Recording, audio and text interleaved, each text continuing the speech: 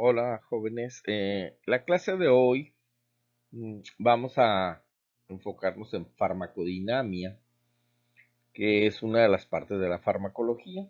Vamos a ver de qué se trata esto de la farmacodinamia. Primero debemos saber que cada ser humano es único. Son innumerables las condiciones que afectan la respuesta farmacológica y precisamente de eso se ocupa la farmacodinamia, de estudiar las diferencias y los efectos de los fármacos de un individuo a otro, de un tejido a otro, de una célula a otra, ¿verdad? Porque pues todos somos diferentes realmente. Mm, entonces el estudio de los mecanismos de acción y efecto de los fármacos en los sistemas corporales, desde el nivel sistémico hasta el nivel molecular, todo, ¿verdad? ¿Dónde va a actuar ese fármaco que vamos a introducir al organismo? ¿Cómo se va a transportar? ¿A qué tejido se va a ir? Etcétera.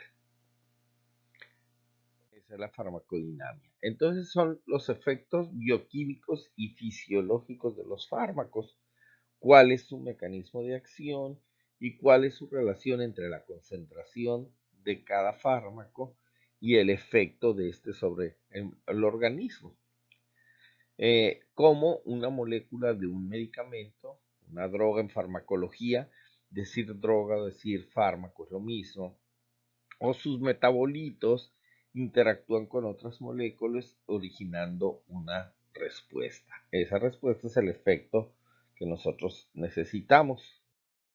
La farmacodinamia, entonces, es lo que le sucede al organismo por la acción de un fármaco a nivel óseo, muscular, circulatorio, digestivo, urinario, nervioso, reproductor, linfático, hormonal, respiratorio. Entonces, ¿qué le sucede al organismo con este medicamento que estamos dando? Más adelante vamos a ver todos los tipos de efectos que hay. Eh, entonces, para que haya acción de esas drogas, de esos fármacos, debe haber una interacción entre el fármaco que estamos administrando y los receptores que están en las células. Esos receptores van a variar, depende de las condiciones fisiológicas del individuo, o sea, el género del paciente, es hombre, es mujer, el tipo de enfermedad que queremos tratar, la carga genética, porque la carga genética nos va a dar algo que se llama reacciones de idiosincrasia aquí, como que el autocorrector le corrigió ahí mal, es idiosincrasia, que son reacciones únicas en cada persona. ¿Qué factores modifican la acción de los fármacos? La edad del paciente, por ejemplo, los niños a veces metabolizan muy rápido los medicamentos. En la tercera edad el metabolismo de los medicamentos es más lento. ¿Qué peso tiene el paciente? El sexo del paciente. ¿Tiene o no tiene enfermedad, sobre todo enfermedad renal o hepática? Porque en estos lugares o se metaboliza o se elimina. ¿Cuáles son los factores genéticos que intervienen en las reacciones de idiosincrasia? Aquí sí quedó bien. ¿Qué determinantes genéticos? Hay personas que son genéticamente muy susceptibles o al contrario, genéticamente resistentes a los medicamentos. Las reacciones de tolerancia taquifilaxis, de esto, más de esto adelante, vamos a ver qué es cualquiera de estas dos cosas. ¿Cuáles son sus antagonistas químicos, físicos o farmacológicos? ¿Y qué sinergismo nos va a dar este medicamento? Todos estos términos van a quedar bien despejados y explicados al final de la clase de hoy. ¿Cuáles son los efectos farmacológicos? ¿Qué efectos nos va a dar en el organismo un fármaco? Lo que buscamos es el efecto primario. Ese es el efecto fundamental terapéutico de la droga. Por ejemplo, si tenemos un proceso inflamatorio, damos un antiinflamatorio y esperamos que el efecto sea desinflamar. Si damos un diurético, que es un medicamento que se usa para estimular la producción de orina, pues al dar el diurético queremos que el paciente orine, ¿verdad? Entonces ese es el efecto fundamental terapéutico del fármaco que vamos a administrar. El efecto placebo son manifestaciones que no tienen relación con la acción farmacológica. Por ejemplo, es muy común y se usa mucho en estudios farmacológicos dividir un grupo de personas, a unos darles el fármaco real y a otros el placebo. El placebo pueden ser píldoras de azúcar, por ejemplo, pero la persona no sabe qué le tocó, si le tocó el medicamento con el principio activo o si no le tocó nada, si le tocaron las píldoras de azúcar. No se les informa, se les dice qué efecto va a tener o qué efecto se espera del medicamento y se les da un tiempo, se les da una dotación, por ejemplo, de 10 días y al final regresan y tienen que reportar qué medicamento. Se supone que los que toman el placebo, como no tiene principio farmacológico, no deberían de tener ningún efecto. Pero hay personas que reportan, sí, yo me sentí muy bien, luego se me desinflamó la rodilla o el codo o lo que sea. Entonces, caray, ese es efecto placebo, porque realmente podemos ver el expediente y ver que no se le había dado ningún medicamento al paciente, ¿no? Si los que se les dio el efecto placebo son muy poquitos los que reportan, y si los que se les dio el principio activo, el fármaco bueno, son muchos los que reportan, es un fármaco muy eficaz. Pero si al contrario, ¿no? Si los del efecto placebo, muchos reportan que se sintieron bien, y los del fármaco eficaz no reportan eso, pues quiere decir que el fármaco no sirve, ¿verdad? Entonces, el efecto placebo es el paciente cree que le va a ir bien con cierto medicamento, pero cuando realmente no se le da nada, así es como funciona la homeopatía, ¿verdad? Es un efecto placebo nada más.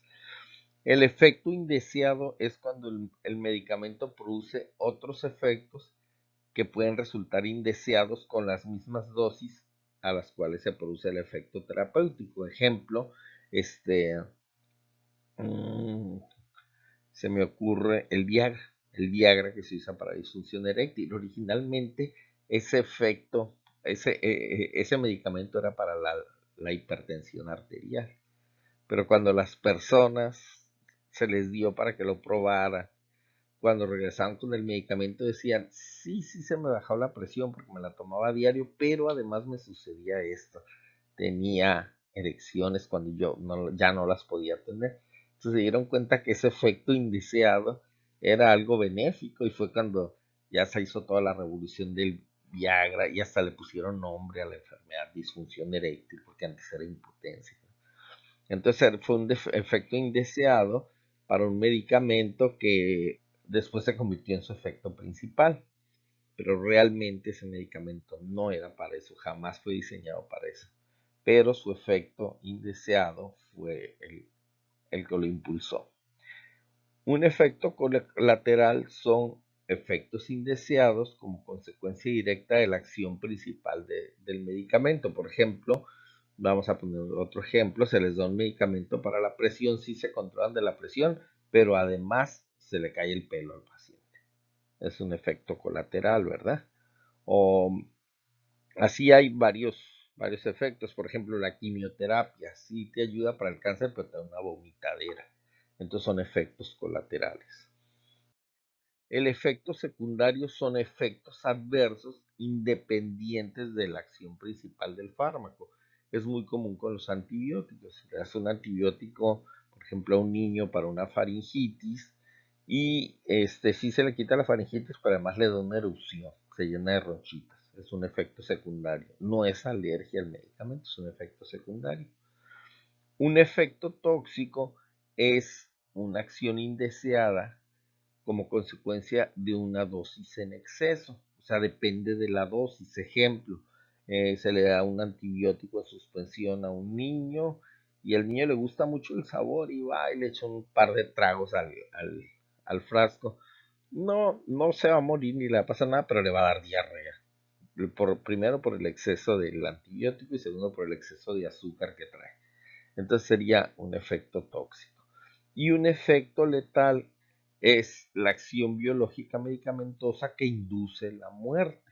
Por ejemplo, a una persona le vamos a poner una cantidad, una dosis de yodo radioactivo porque tiene cáncer de tiroides, y por algún motivo hubo un error en los cálculos y se le puso 100 veces más la dosis. ese paciente se va a morir, ¿verdad? Independientemente, aunque va a tardar 2, 3, 4 días, pues se va a morir. Entonces, ese sería un efecto letal de ese medicamento. La dosis es la cantidad del fármaco que se administra para lograr un efecto determinado. Y cada medicamento tiene su dosis. Vamos a ver. La dosis subóptima o ineficaz es una dosis que no produce efecto farmacológico apreciable. O sea, le dieron de menos, ¿verdad? Es muy común en pediatría. Y a veces me dicen, es que a mi niño le di una cucharadita. Y no, pues señores, es una embarradita, le di una dosis así como para un bebito. Y su niño, aunque es un niño, ya tiene 8 años, pero pesa 40 kilos, pues es ya casi como un adulto. Entonces, se le dio una dosis subóptima o ineficaz. La dosis mínima es la dosis más pequeña en que empieza a producir un efecto farmacológicamente evidente. Por ejemplo, nosotros las dosis en pediatría las manejamos en rangos. Por ejemplo, la amoxicilina se da de 50 a 150 miligramos por kilo y siempre tratamos de usar la dosis más pequeña que sea eficaz para la enfermedad que queremos tratar para evitar efectos secundarios, efectos indeseables. Porque a lo mejor si se le doy a 50 por kilo, sí se alivia de su amigdalitis. Pero si se le doy a 100 por kilo, sí se va a aliviar de su amigdalitis, pero además le va a dar diarrea. Entonces, tratamos de usar la dosis mínima eficaz. La dosis máxima es la mayor cantidad que se le puede dar sin provocar efectos tóxicos. ¿Verdad? ¿Cuánto nos podemos subir? A lo mejor en el caso de una meningitis le podemos dar la dosis máxima 150 miligramos por kilo en 2 dosis y para que se cure su meningitis sin producir efectos tóxicos y sí se va a curar. ¿Verdad? La dosis terapéutica es la dosis que está entre la dosis mínima y la dosis máxima. Por ejemplo, volvemos otra vez al ejemplo de la amoxicilina. Si la dosis está entre 50 y 150, pues la dosis terapéutica puede ser 60 miligramos por kilo, 80 miligramos por kilo, 100 miligramos por kilo, 120 miligramos por kilo. Depende del padecimiento que queramos tratar y estamos en dosis terapéutica, o sea, en dosis correcta. La dosis tóxica es la dosis que produce efectos indeseados, ¿verdad? Sí le estamos dando, pero el medicamento, pero le dio diarrea. Por ejemplo, sí se le dio el medicamento, pero le dio vómito, no lo toleró, al paciente le ocasionó gastritis y no lo tolera. Entonces hay que disminuir la dosis o cambiar medicamento. La dosis mortal, como dijimos, es la dosis que inevitablemente produce la muerte. Por ejemplo, la aspirina, algo tan noble como la aspirina. El problema de la aspirina es que la dosis tóxica, la dosis terapéutica, la dosis tóxica y la dosis mortal están muy pegaditas una de otra. Si no se dosifica adecuadamente, el paciente puede caer fácilmente en toxicidad o bien incluso puede llegar a ocasionarse la muerte. Es por eso que la aspirina actualmente está un poquito en desuso, ya nada más se utiliza para ciertas cuestiones y dosificadas muy cuidadosamente. También la selectividad, cada fármaco tiene selectividad. Hay medicamentos de baja selectividad que tienen sus efectos sobre muchos órganos y tejidos. Y hay medicamentos altamente selectivos que ejercen su efecto sobre un órgano o tejido en particular. Por ejemplo, me viene a la memoria los medicamentos que se llaman beta bloqueadores, que los vamos a ver más adelante en el curso. Pues hay beta bloqueadores que son específicos para el corazón, que nada más actúan sobre los receptores beta del corazón. Se llaman cardioselectivos. No van a tener efecto en otro lugar más que en el corazón. En cambio, de los mismos beta bloqueadores hay los que no son selectivos, que tienen efecto a todos los niveles, en todo el cuerpo. Todos esos serían de baja selectividad. El medicamento o fármaco, para que haga su efecto, tiene que interactuar con un receptor. Ese receptor es un componente celular que interactúa con el fármaco. Por ejemplo, aquí están los receptores. Y una vez que el fármaco interactúa, va a desarrollar, a desencadenar ciertos fenómenos bioquímicos que van a tener los efectos observados con el fármaco. El ejemplo clásico pues, son los antiinflamatorios, ¿no? Van a ir a bloquear ciertas enzimas que son los que producen las prostaglandinas, que son las que producen el proceso inflamatorio. Entonces, básicamente así es como funcionan los antiinflamatorios. Entonces, tienen afinidad por su receptor. El receptor debe tener ciertas características, ¿verdad? Deben estar conectados a elementos de respuesta celulares. O sea, la célula al recibir algo en ese receptor tiene que producir enzimas, segundos mensajeros o abrir canales iónicos para que se empiece a desencadenar ese efecto terapéutico que necesitamos. Igual pueden ser específicos o no específicos para una droga, ¿verdad? O sea, el medicamento tiene que interactuar en cierto receptor. Si no interactúa con ese receptor, pues no se va a producir nada. Entonces se forman complejos fármaco-receptor, o sea, el fármaco se une al receptor y esas uniones deben ser lábiles y reversibles. O sea, hay muy pocos medicamentos que hacen uniones irreversibles, pero la mayoría sí son reversibles. Entonces se pueden revertir los efectos de los medicamentos. Ese receptor sufre una transformación en su configuración molecular, ya sea por sí mismo o sea por un segundo mensajero, y esto va a desencadenar una respuesta funcional de la célula, o sea, la célula va a alterar su funcionamiento y esa alteración del funcionamiento es el efecto farmacológico que queremos. Si damos un antiinflamatorio, pues nosotros esperamos que actúe contra los mediadores de la inflamación, no que produzca otras cosas como la muerte celular, por ejemplo. Entonces, es la importancia de que sea la unión, o sea, el efecto farmacológico sea muy específico.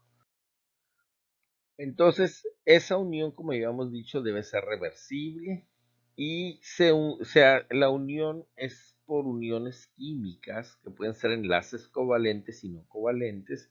Si se acuerdan en sus clases de química de la secundaria, de la prepa, pues se van a acordar de las uniones covalentes y no covalentes. Son uniones iónicas, o sea, entre iones. Aquí hay dos diferentes. También viene la unión del hidrógeno, que esos son átomos que son muy electronegativos, o sea, tiene una carga negativa. Si estos tienen carga positiva, pues ahí se van a unir completamente. Y las uniones de Van der Waals son las uniones de molécula a molécula. Acuérdense, estos son átomos, estos solitos son átomos. Varios átomos juntos forman una molécula y las moléculas se conservan juntas una con otra por medio de estas fuerzas, se llaman fuerzas uniones de Van der Waals. Eso es lo que mantiene varias moléculas unidas. Esos son enlaces no covalentes. Los receptores, ¿qué van a hacer? ¿Cuántos tipos de receptores hay? Hay proteínas reguladoras, y el ejemplo clásico son las hormonas, la tiroxina, la insulina, el estrógeno. Los vamos a ver en detalle en este curso. Ahorita solamente quiero que se familiaricen con los nombres. Factores de crecimiento que hacen que crezcan, por ejemplo, la hormona del crecimiento pues te hace crecer, pero solamente es durante un periodo de tu vida, después ya no. Los neurotransmisores que continuamente los estamos utilizando, acetilcolina, adrenalina, que son los que nos hacen pensar, movernos, caminar, etcétera. Todas esas son proteínas reguladoras. Hay proteínas estructurales como la tubulina que crea, por decirlo así, el esqueleto de las células. Proteínas que participan en el proceso de transporte de medicamentos como la bomba de sodio-potasio TPasa, ¿verdad? Que hace el intercambio, saca sodio de la célula y mete potasio. Y gracias a eso las células siguen vivas, esto es muy importante. La producción de ciertos ácidos nucleicos, DNA o RNA, o alteración de enzimas de las vías metabólicas. Hay muchas enzimas. De aquí hay dos, el ejemplo de dos, los nombres son medios trabalenguas. Dihidrofolato reductasa, donde actúa el ácido fólico, la acetilcolinesterasa que desbarata el neurotransmisor acetilcolina que vimos aquí. Entonces así hay muchas, hay muchísimas, muchísimas, ¿verdad? Algunas de esas son receptores farmacológicos, ¿verdad? Entonces cada fármaco debe tener un receptor, debe ser afín, ¿verdad? La afinidad es la capacidad de unión o fijación del fármaco al receptor. El fármaco no se va a ir a unir a cualquier célula o a cualquier receptor, solamente a aquellos a los cuales sea afín. ¿Y de qué va a depender esta afinidad? De las propiedades moleculares de las drogas y de los receptores que están en constante producción y recambio. Entonces, deben de embonar perfectamente. Si hay algún cambio, tanto en el medicamento, en la droga, como en el receptor, ya no va a haber afinidad y el medicamento va a perder su utilidad. Por ejemplo, aquí tenemos el receptor con esta forma. Si encuentra su forma adecuada, esto es una alta afinidad. Digamos que este es el receptor y este es el medicamento. Este medicamento fue muy afín, alta afinidad. Pues se embona parcialmente. No, por ejemplo, no toca los hombritos de acá de los lados, nada más parcialmente. Entonces, esta es una afinidad media. Y este de plano es baja afinidad, no tiene afinidad, no tiene la forma adecuada, esta molécula no tiene la forma adecuada para acoplarse a este receptor. Entonces no va a tener efecto. Este va a tener efecto mediano y este va a tener muy buen efecto. Entonces es una forma esquemática de entender la afinidad de las moléculas de las drogas en los receptores. La eficacia es la capacidad de producir acción farmacológica una vez que se fija la unión a ese receptor, una vez que se fija ese receptor. Por ejemplo, un antiinflamatorio, pues nosotros esperamos que produzca precisamente ese efecto, antiinflamación. Pero si hay poca afinidad, entonces no va a tener esa actividad. Puede ser antiinflamatorio a lo mejor en animales de experimentación, pero en humanos no. O puede ser ligeramente antiinflamatorio. El ejemplo clásico es el paracetamol. Por ejemplo, el paracetamol no tiene efectos antiinflamatorios, sirve como antipirético para la fiebre, sirve también como analgésico para el dolor, pero no disminuye en absoluto la inflamación. En cambio, hay medicamentos que son muy buenos antiinflamatorios, pero no disminuyen tanto el dolor. Por eso luego a veces hay combinaciones. Entonces tenemos una combinación clásica, es naproxeno, que es muy buen antiinflamatorio, con paracetamol, que es analgésico. Entonces, si se combinan esos dos, pues ya tenemos un medicamento que da las dos propiedades, la antiinflamación y la analgesia. O sea, quita el dolor y quita la inflamación. Entonces, en conclusión, la afinidad es la tendencia a unirse a un receptor que tiene precisamente que tener las características para recibir a la droga. La eficacia es la relación entre la ocupación de receptores y la capacidad de iniciar respuesta. O sea, una vez que llega y se acopla ahí, tiene que iniciar una respuesta adecuada. Porque a lo mejor sí tiene afinidad, sí llega, sí se acopla, pero no produce ningún efecto. Entonces no es eficaz. Y tiene que tener actividad intrínseca, que es la capacidad de un solo complejo fármaco-receptor para evocar esa respuesta. Entonces, si un medicamento, si un fármaco tiene esas tres características, podemos decir que es un buen fármaco para lo cual se ha tratado.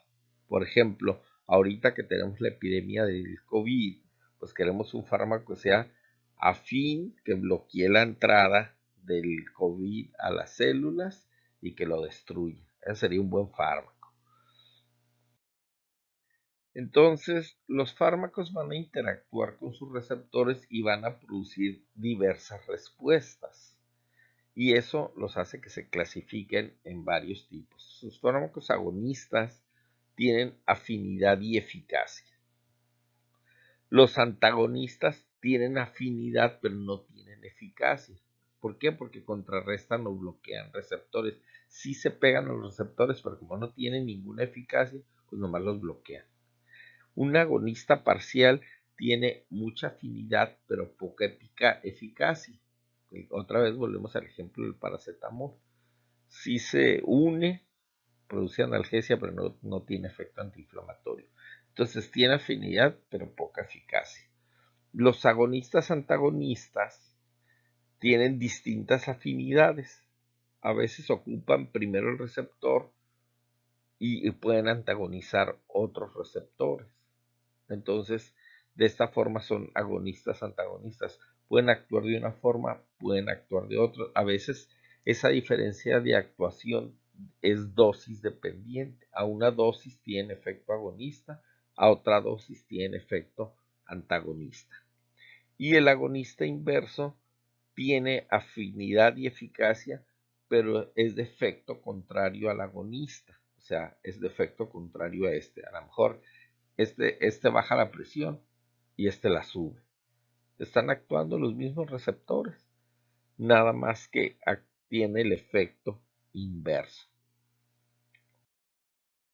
Entonces aquí tenemos, por ejemplo, antes de tomar el medicamento, esta es la sustancia química, aquí está el receptor y entra ahí. Entra en el receptor, embona y va a producir una serie de reacciones que van a tener efecto en la célula. Un agonista es un medicamento que va a actuar en forma similar, ¿verdad? O sea, va a llegar, va a ocupar los receptores y va a tener un incremento en la actividad celular, ahí. Y un antagonista nomás va a llegar y a bloquear, pero no va a producir ninguna actividad celular, nada más está bloqueando receptores. Entonces no va a dejar que la sustancia química entre ahí. Esta propiedad que se llama sinergismo es muy interesante porque es un aumento de la acción farmacológica de una droga por el empleo de otra. Entonces hay dos tipos de sinergismo, el sinergismo de suma y el sinergismo de potenciación. El sinergismo de suma es la suma de los efectos individuales. O sea, doy un medicamento más otro medicamento, voy a tener dos efectos. Eso se llama sinergia de suma. Y la sinergia de potenciación es como doy un medicamento, doy otro medicamento, pero voy a tener una reacción 4 veces mayor aquí si los diera en forma individual. Entonces esto se llama sinergismo de potenciación. Y se simbolizan así, ¿no? El de suma es 1 más 1, 2. Es lo que esperamos. Pero el de potenciación, 1 más 1 es 4. Estos efectos son muy utilizados en antibióticos. A lo mejor el antibiótico A es más o menos regular para controlar una infección. El B también es más o menos regular. Pero si los usamos juntos, el A y el B, hombre, destruyen cualquier bacteria que se les ponga enfrente. Entonces eso puede ser un sinergismo de potenciación. El antídoto es una sustancia que es capaz de impedir o inhibir la acción de un tóxico. Entonces, un antídoto químico son dos drogas que forman un compuesto inactivo. Por ejemplo, el paciente se intoxicó con insecticidas, por ejemplo, y se le pone un medicamento que va a inhibir ese insecticida. Entonces, va a formar un compuesto inactivo que se va a poder eliminar por orina o por heces fecales. Ese es un antídoto químico. Un antídoto farmacológico es la capacidad de una sustancia de tener acción farmacológica opuesta a la del tóxico sin actuar directamente sobre él.